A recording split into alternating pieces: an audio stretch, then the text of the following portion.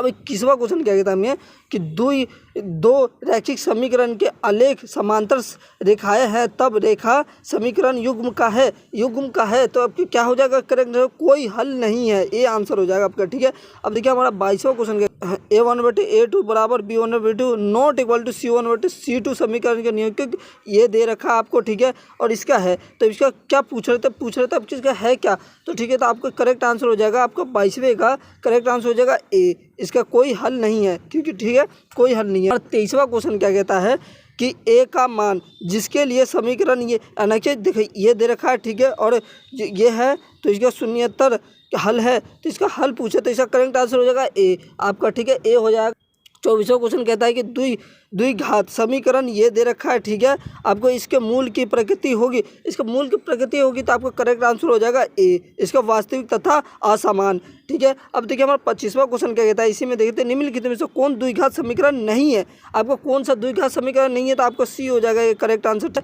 27वां question कह रहा है कि निम्नलिखित में से ये दे रखा है। ठीक है, शून्य कौन है, इसका शून्य कौन है 27वें का, तो आपको पता है शून्य क्या ए हो जाएगा आपका। ठीक है, इसका करेक्ट आंसर ए हो जाएगा।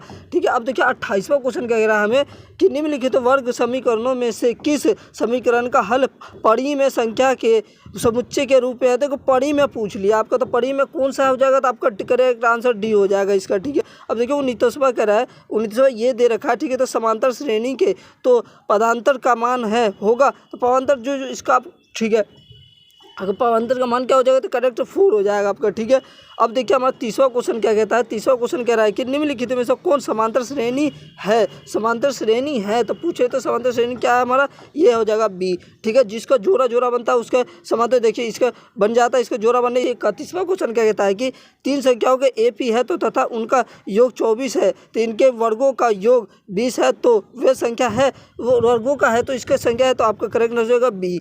ठीक है, अब देखिए हमारा 32वां क्वेश्चन क्या कहता है, 32वां क्वेश्चन कह रहा है कि 0 और 50 के बीच की विषम संख्याओं का योगफल होगा, तो आपको करेक्ट आंसर हो जाएगा आपका बी। ठीक है, 625 हो जाएगा। ठीक है, अब तक 33वां क्वेश्चन कहता है कि किसी एपी के 4 संख्याओं का योग 40 और इनके पहली और चौथी संख्याओं का गुणनफल 91 है, तो संख्या है, तो इसका संख्या हो जाएगा आपका 33वें का हो जाएगा सी। ठीक है, आपका करेक्ट आंसर हो जाएगा नहीं 33वें का हो जाएगा ए। ठीक है, आपका करेक्ट आंसर ए हो जाएगा। अब देखिए 34वां क्वेश्चन कह रहा है एंगल ए बी सी में A B square plus B C square equal to A C square और A B equal to A C, तो एंगल सी का मान होगा, तो एंगल सी का मान पूछ लिया, तो आपका करेक्ट आंसर एंगल सी का मान क्या हो जाएगा आपका सीधा हो जाएगा 45। ठीक है, एंगल सी आप जब एंगल बनाओगे तो आपको पता पड़ जाएगी। ठीक है, अब देखिए हमारा 35वां क्वेश्चन क्या कहता है, एंगल ए बी सी में ए इक्वल टू कितना है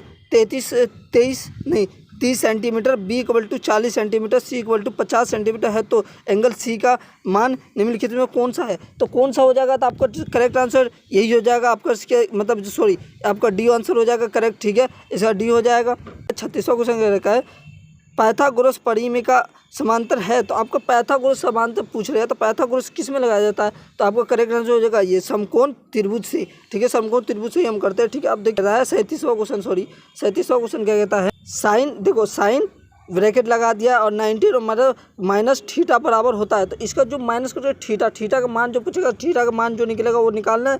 ठीक है, और इसका देखिए तो इसका करेक्ट आंसर हो जाएगा आपका करेक्ट आंसर हो जाएगा सी इसका। ठीक है, कोस थीटा। ठीक है, यहाँ पे कोस थीटा आ जाएगा। ठीक है, 38वां क्वेश्चन कहता है कि एक समकोण समबाहु A angle A B C में एंगल सी इक्वल टू कितना 90 है। ठीक है, तो ए बी की लंबाई होगी, तो ए बी का लंबाई क्या हो जाएगी, आपका करेक्ट आंसर क्या हो जाएगा, आपका करेक्ट आंसर सी हो जाएगा। ठीक है, √2AC। ठीक है, ये हो जाएगा करेक्ट आंसर। ठीक है, अब देखिए हमारा 39वां कहता है कि बिंदु ए देखो ए बिंदु क्या है, देखिए हमारा दे रखा है ए रहा। ठीक है, तथा बी बिंदु ए रहा। ठीक है, तो मिलाने वाली रेखा का मध्य बिंदु का न्यूनतम है, तो इसका मध्य बिंदु का न्यूनतम क्या हो जाएगा, तो करेक्ट आंसर हो जाएगा ए। ठीक है, अब देखिए 40वां क्वेश्चन कहता है बिंदु ए ये रहा दे रखा है। ठीक है, तो इसका मिलाने वाली रेखा के क्या मध्य बिंदु, तो इसका मध्य बिंदु क्या हो जाएगा, आपका करेक्ट आंसर हो जाएगा बी। ठीक है, हेलो गाइस, अगर वीडियो अगर अच्छी लगे तो वीडियो को लाइक करें, चैनल सब्सक्राइब करें, ज़्यादातर वीडियो को शेयर करें। ठीक है, अब इसी के साथ अगले वीडियो में मिलते हैं। ठीक है, इसका अगला जो है अगला मैं करा दूंगा और अच्छे से कराऊंगा। ठीक है, चलते हैं अगले वीडियो में मिलते हैं। Okay bye.